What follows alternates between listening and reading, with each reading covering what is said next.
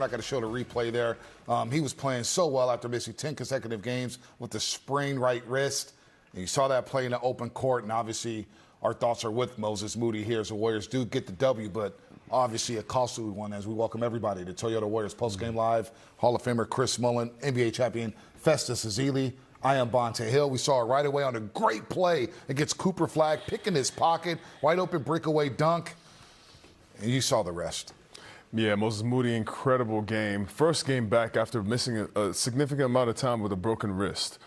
And this game is not won without Moses and without Kristaps Porzingis. Both of them first games back.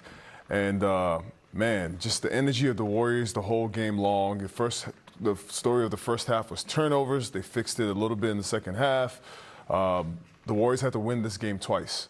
Yeah. And in overtime, I thought the Warriors showed more energy, more effort. But Moses Moody, GP2, I thought LJ Cryer, and all these guys, they came out to play. The bench played well. And Moses Moody's effort, just the last, you get a steal, you go make a layup, and the game's over. And that moment, an injury happens, and he has to get to, it's never good when you get taken off the court in a stretcher. Yeah, just heartbreaking for Moses Moody. He played so well, it just showed how hard he worked when he was recovering from his injury. And to see that's just heartbreaking because we all know he's such a good guy, such a hard worker. The Warriors need him. Yep. You know, they need his shooting, so prayers go out to him. But the Warriors, it's a tough game. The sixth game, end of the road trip where you've had a really tough time closing games. So they've really, a lot of impressive things went on. 49 rebounds, plus 15 on second chance points, 39 assists. Yep. 17 made threes. So he did a lot of good things. But as Festus said, I thought Moses Moody set the tone. Mm-hmm. He's just moving so well, aggressive. He looked really good, like he was ready to go on a nice spurt here towards the end of the season. So like I said, just unfortunate and nothing but prayers up for him and good luck. Yeah, 23 points for Moses Moody. 8-team high, pardon me. 9 players with the Golden State Warriors in double figures. But Moses Moody, 23 points, 3 rebounds, 3 assists, 8 of 20 from the floor, 4 of 11 from the three-point line. And we pick it up in overtime as the Warriors, look, the Mavericks made a great comeback there to force the game in overtime. Now the Warriors did it in with their own miscues, turnovers down the stretch. But you see here, Moses Moody, nice shot fake, great dive. Great find. And Gary Payton II, Fezzi, has been playing so well, 17 points tonight off that bench, 8 of 8 from the floor. And there it is right there. Oh, I lied, said we weren't going to show the replay, but there it is. And a beautiful defensive play. I mean, they made it hard for Cooper Flagg. I mean, between Will Richard, Moses Moody, they were picking his pocket all night long. And just, it says it all right there. Pods and Steph's reaction there. Had about 58 seconds left in the overtime. The Warriors are able to dribble the clock out, get a good win for them, 137-131. The Mavericks have now lost 12 consecutive home games. The Warriors, they lost 8 of their last 9, so they get a much-needed win. But again, they're 4 games under 500 now. They started this road trip 2 games under 500, so they lost some ground in the Western Conference standings. But what we discussed on the pregame show, Fezzi, was how they can get reinforcements back and maybe make a run in the play-in tournament and, of course, try to make some noise in the playoffs if they were to advance. Well, they needed Moses Moody. We know they need Stephen Curry and Al Horford, but it doesn't look like Moses Moody is going to come back anytime soon. It's such a tough break for a guy who's 23, coming into his own, finally getting minutes with the Warriors. Remember, his first few years, he didn't know when he was going to play. Is he going to start? Is he going to come off the bench? Well, ever since Jimmy Butler was traded from Miami, he stabilized that starting unit. He was guarding 4s. He was in the corner shooting 3s. And then this season really just took another leap in his career. And again, suffering an injury in overtime, getting carted off there at American Airlines Arena. Just a tough break for Mo. Whatever you've asked from Moses Moody this year, you've gotten even more. You asked him to come off the bench, he'll come off the bench and get you stops and hit 3s. You asked him to be a starter when Steph and Jimmy went down, he took his numbers to another level. Double digits in the last 20 of 21 games that he played. And Moses tonight was really the big difference maker. The Warriors have been struggling with scoring. The past couple games, as a matter of fact, this whole road trip, they've struggled scoring the basketball. And what you saw with Moses, he's a floor spacer. He hits threes at a 40% clip. And his ability to decide, like whenever he shot fakes, the defense has to react because he's 40% shooter. He drives down. You saw him great pass to GP2 there in overtime, creating plays, making plays, just getting better as a player as the season goes along. You hate to see that for a young player, especially a guy who works as hard as Moses Moody. Just my thoughts to him.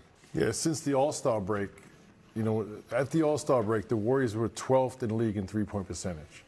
Now, it's not just Moses Moody, but they've gone down to 27th at 33%. And we've shown a lot of times post-game, and this is without Jimmy Butler, without Steph's gravity, still a lot of wide-open shots. Moses Moody doesn't miss those wide-open shots. He was 4 for 11 tonight from 3, and most of them contested. As Fessa said, he's going to knock shots down, but as importantly, because you have to guard him, he's going to open up driving lanes for the guys that don't shoot it well. Collapsed the defense. It was a magnificent, nice little bounce pass to GP2. That was a huge play because the previous play, he knocked down a three-point shot. They closed out hard to him, one dribble into the paint, made the right play.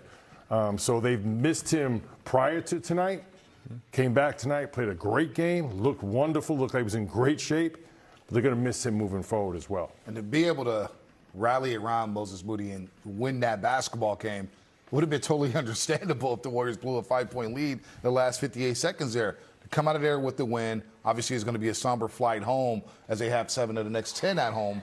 But you see that happen to your teammate in the last minute, and everything kind of goes out the window, right? There's a lot of thoughts that go through your mind when you see a teammate get injured. You could be distracted from the game. And you got to think, the Warriors are probably kicking themselves for being in that position in the first place. You're up, I think, up 5 with 2 minutes left or something like that. Up 8 with 3:40 left in the fourth. Up 8 with 3:40 left. And with that being the case, I think, turnovers, tough shots, and really unforced turnovers. This is a game where you have the ball, and I think there was a play towards the end of the game where Draymond has the ball, he tries to pass it, it feels like it gets deflected, he gets it back, tries to pass it again, it gets stolen. These are plays that you look back at and you think about 1 or 2 plays that could have not let you go to overtime that would have not caused this to happen. So for the Warriors, I think about that as a player, but I know guys also think about that themselves as they're flying back. Yeah, I thought the Warriors, the second quarter, it got away from them. Dallas dominated them. But then the third quarter, Warriors came out and did the same thing back to Dallas. Obviously, the fourth quarter was 28-28. Overtime, they came out, I think they went on a 6-0 run. Right. And then that overtime was 11-5. But their activity, their energy, I was impressed because, again, it's the 6th game of a long trip. They've exerted a lot of energy, hadn't really got rewarded. And then the rebound numbers. They had 49-26 rebound. That's a big number. Second chance points were impressive. And at halftime, they were down 34-20 points in the paint. Yep. They wound up tying that number up. So they went away from the three-point shot, started driving the lane again.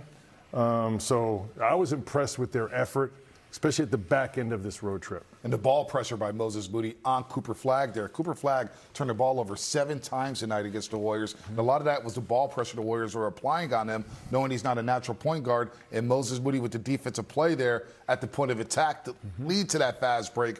You played really well tonight. You just hate to see it go down like that. On top of that, he had good chemistry with Kristaps Porzingis. Kristaps Porzingis now is starting to find his rhythm with the Dubs. And you see, when his smaller defenders on him, Fezzi, he's making them pay from 15 feet out. We know he can step out and hit the three-point shot, but I'm impressed with his mid-block game. 15 feet out, 18 feet out. He's making the defense pay there for putting a smaller defender on him. Yeah, well, what I saw from the big fella is that's mismatch.